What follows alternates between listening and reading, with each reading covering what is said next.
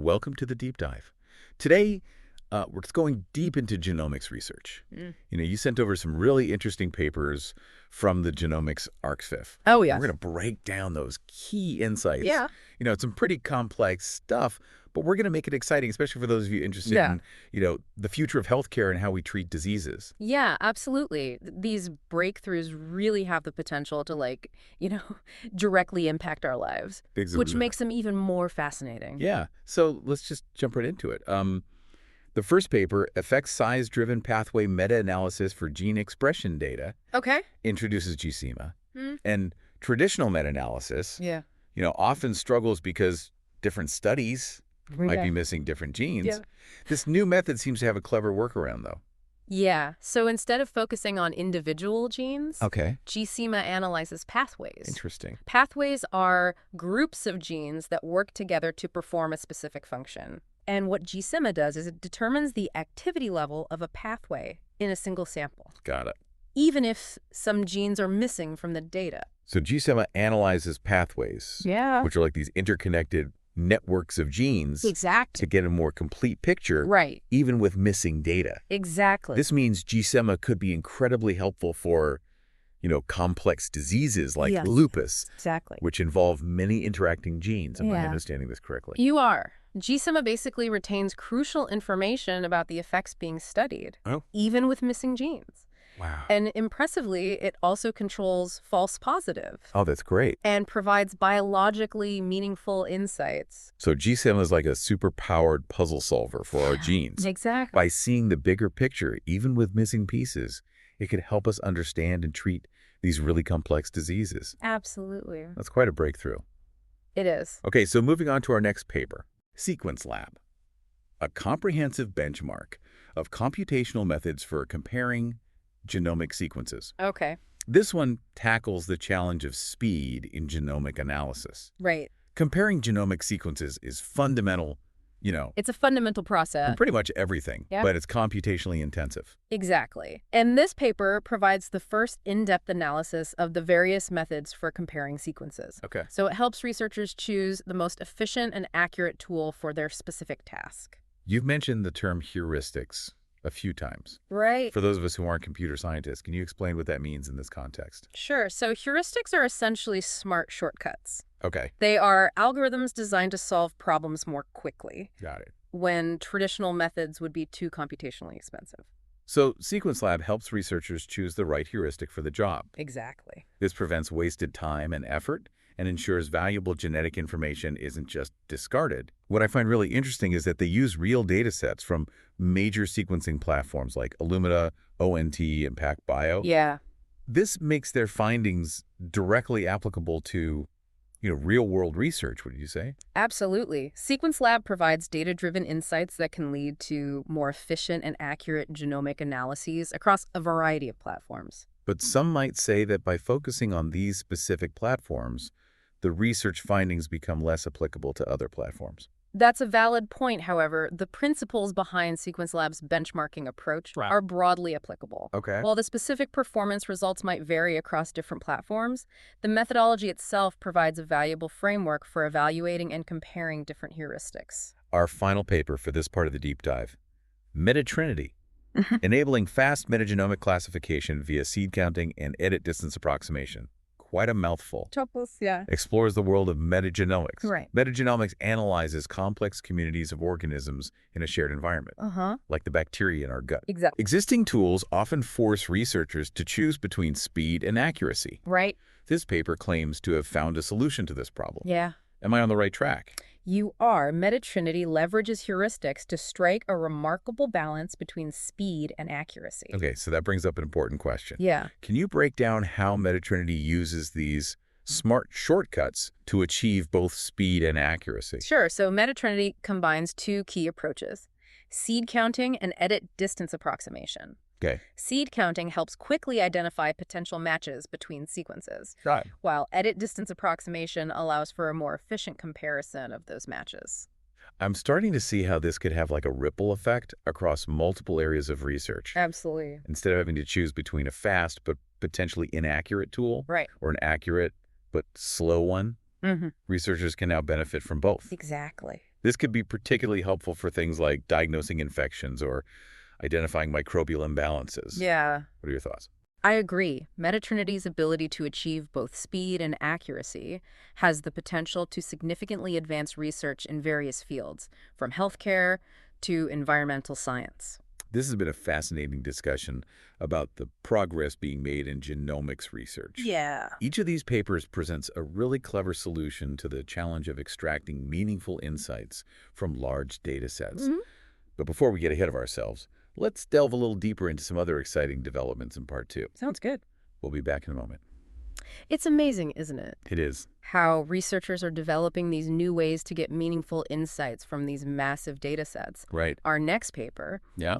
Harnessing Evolutionary Signals for Enhanced Prediction of Protein Interactions, is a great example. This paper sounds intriguing. Yeah. Proteins, they carry out all sorts of essential tasks within our cells. Right. And often team up with other proteins Yeah. to get the job done. Exactly. Predicting these protein interactions is crucial Ab- for understanding how cells function and how diseases develop. Yeah. But traditionally, researchers have used experimental methods Right. to identify these interactions.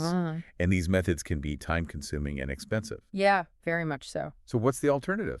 Well, this paper proposes a new approach Okay. that leverages evolutionary signals Interesting. to predict these interactions more efficiently. Okay. It uses a technique called direct coupling analysis, Got it. which examines patterns of coevolution between amino acids in proteins. Okay.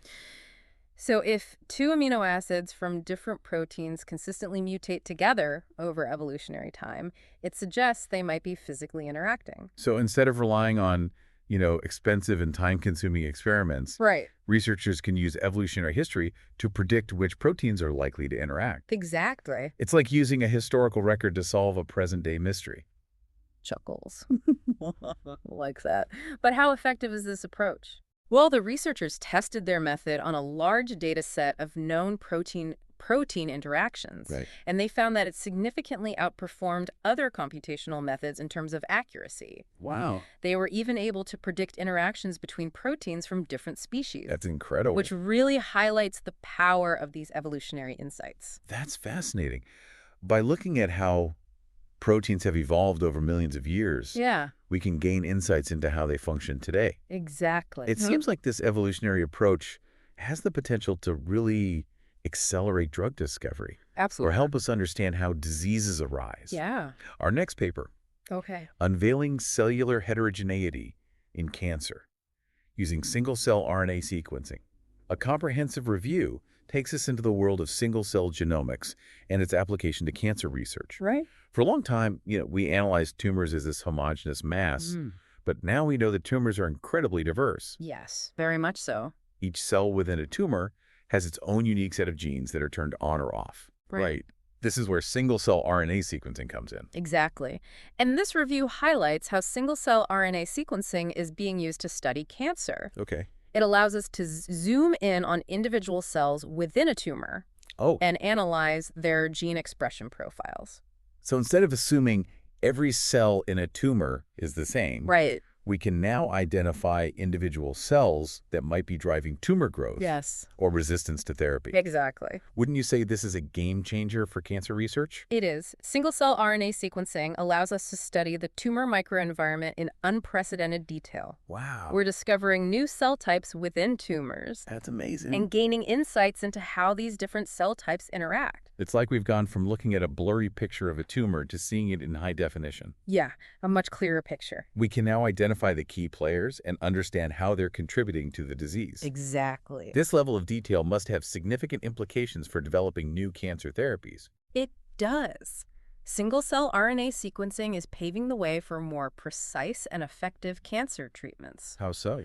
Well, by understanding the unique cellular makeup of each tumor, Right. we can develop therapies that target specific cell populations. This is truly groundbreaking stuff. It is. But as with any powerful technology, Oh, yeah. we need to consider the ethical implications. Of course. How can we ensure these tools are used responsibly and equitably? That's a great question. We need to have open and honest conversations Yeah. about the potential benefits and risks of these technologies. Absolutely. We need to establish clear guidelines and regulations Right. to ensure they're used ethically and for the benefit of all.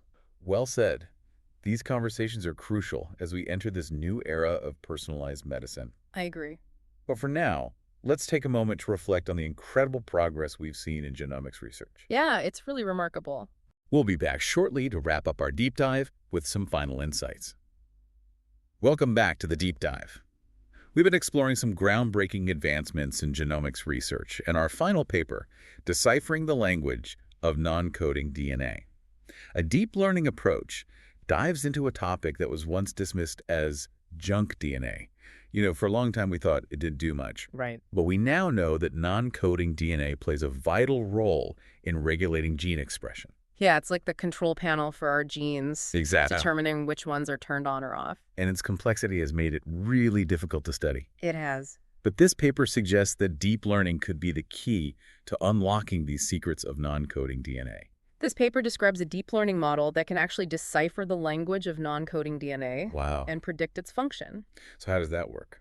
Deep learning is really good at finding patterns in large data sets. Okay. And that makes it well suited for analyzing the complexities of non-coding DNA. So we're using artificial intelligence to understand the control panel of our genes. What are the potential implications of this? Well, this could revolutionize how we understand and treat diseases. In what way? We could start to understand how variations in non-coding DNA contribute to diseases. Okay. And we could identify new drug targets.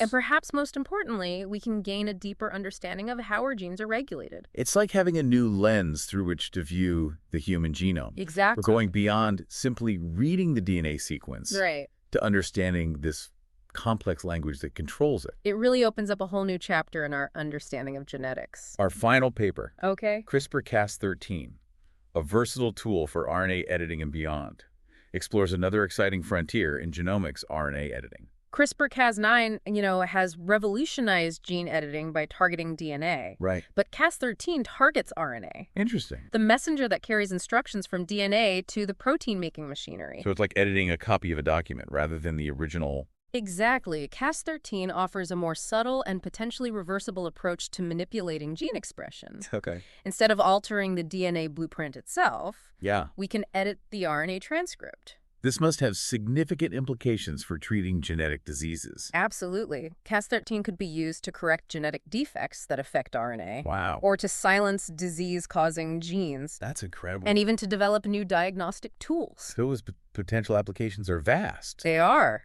It's amazing how rapidly our understanding of genomics is advancing. It really is. We've gone from deciphering the human genome to developing tools that can precisely edit it.